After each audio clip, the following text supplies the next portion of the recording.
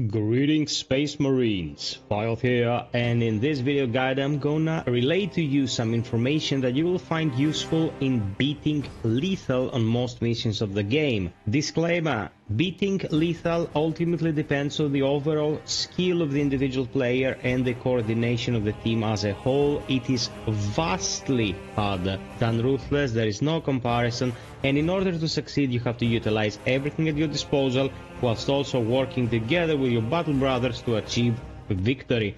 It is challenging, it requires a lot of coordination, lots of communication, and it will be very interesting to see people come out with various strategies in order to overcome it.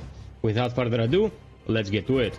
First and foremost, I have to talk about team composition. Not all classes will help you as much in lethal. What I found works best is tactical. Use what we will, but we all know that the Melta right now is kinda broken, so using a Melta will definitely help you. Vanguard, which will also benefit from using a Melta because it is very good for crowd control. If you don't want to use this, you can use the Instigator. It is very potent, I'm not gonna lie, but I found out that the number of enemies is such that precisely CCing them doesn't really work on lethal. And then Bulwark, which is absolutely irreplaceable when it comes to this game mode. Their ability to bring you back with the press of a button if you go down, or heal you if you utilize the correct perks, is simply indisposable. Having a Bulwark on the team will improve your chances of survival so much, it's not even worth discussing. 100% you need a Bulwark in here, no questions asked.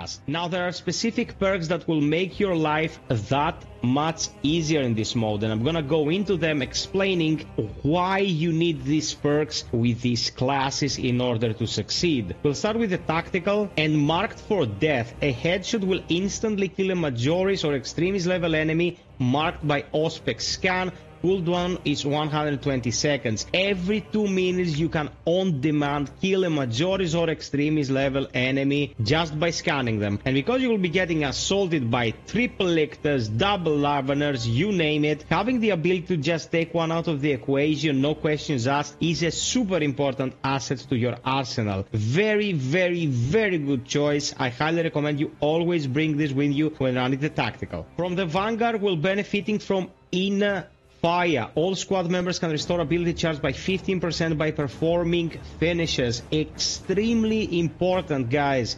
15% cooldown for everyone by just performing finishes, even on the gaunts, it doesn't matter what enemy it is gonna help you get your abilities back that much faster. And that means your Auspex and, of course, more importantly, your Bulwark's banner that can both revive and refill contested health, so you can recover it either by attacking enemies or performing a finisher. Vanguard also sports the best sustain in the game with Adrenaline Rush. Melee kills on Majoris level or higher enemies restore health by 10%. I don't know if it is exactly 10%, to be honest. Feels a bit like 15%, like 1/8 of your health. I might be wrong, I'm gauging it by eye, so the numbers might as well be correct, but what you get from this ability is the chance to come back from a bad play without the need to expend a Medicae. And not expending a Medicae means that one of your allies can use it to either cure a wound or increase their overall health. Super useful and very powerful.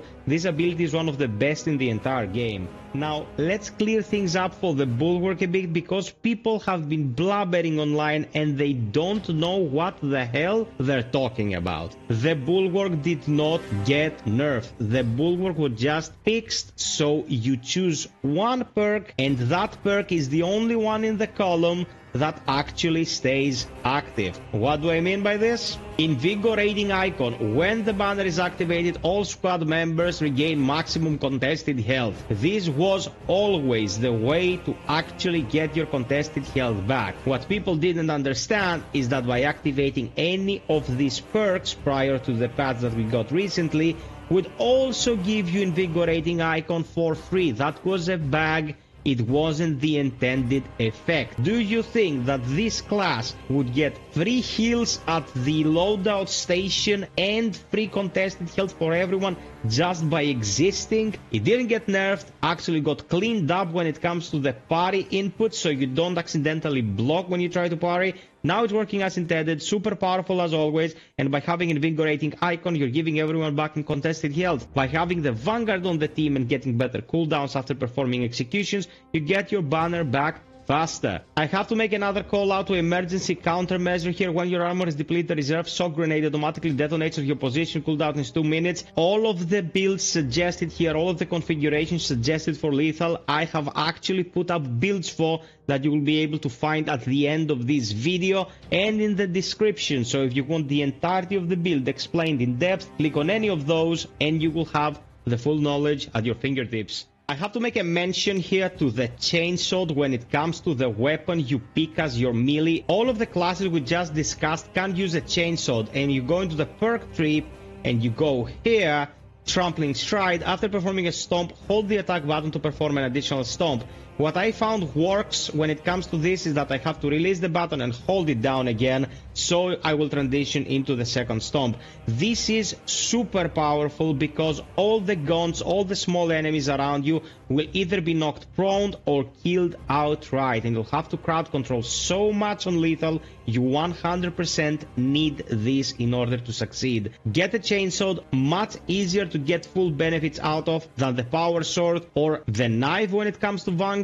I highly recommend you start with this, and then as you work out the kinks of the mode, move to whatever you deem more useful. This is my #1 choice though, so take it under consideration. If you want to mix things up and you don't want to bring one of the other classes, and by that I mean either Vanguard or Tactical, you can consider Assault. This might feel like suicide, but Assault has two very powerful things working for it. One is proven efficiency. All squad members deal 50% more gun strike damage. On lethal, you will be getting the chance to parry very often because you're getting assaulted from all sides literally all the time. So if you can get gun strikes out, you can dish a lot of damage with very little effort. Pairing this with armor reinforcement, non-finisher gun strike also restore armor, kinda bypasses the issue with coherency because this is not reliant on finishers. This is just a mechanic intrinsic to the assault. These two together will help you dish out decent damage and recover armor. Suffice to say that if you want to go this route, you have to equip the heavy bolt pistol and go full damage with it, so you reap all the benefits and have the best possible DPS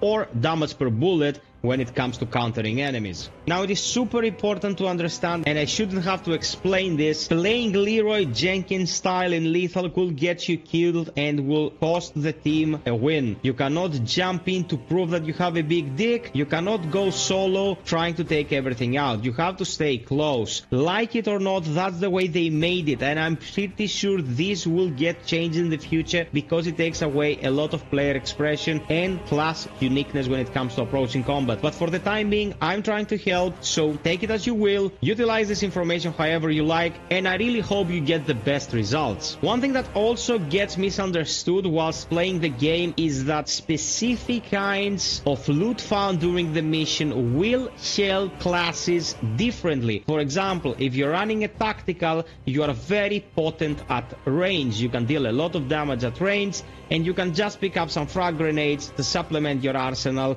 and deal with the small enemies. If you're assault, if you're bulwark, your range capabilities are very limited, so when you find these crack grenades lying on the ground, give them to the bulwark. The bulwark will be able to decimate zoanthropes and neoanthropes that are flying enemies they cannot reach in melee very easily with the cracks. You pick up anything else and leave those munitions for the bulwark. Another instance is the shock grenades. Also leave them to the bulwark because they intrinsically cause more damage to enemies that get electrified. Know how to share with your allies and always share effectively to get the best results. Last but not least, Medicae. Guys, do not try to heal an entire bar of health attempting to heal the wound at the end by using Medicae kits. It's not gonna happen. On lethal, Medicae heals about a bar and a half, that is a small segment, and half of the next segment by using a Medicae. Wait until the bulwark can assist you in regaining contested health, and then when you're missing about a segment of health, then you pop that Medicae and clear your wounds so you don't die in the next down. People still haven't understood how this works. It baffles the mind since it's been a couple of months, but just spamming Medicae will not bring you back from the brink. You have to utilize everything at your disposal in order to succeed. So this is it, Space Marines, my list of things that will help you survive lethal. Click any of these vids in order to get more information about the game and keep growing your characters. Subscribe, like, hit the notification bell, join us on the streams. Until next time, be well, stay frosty, and always strive for perfection.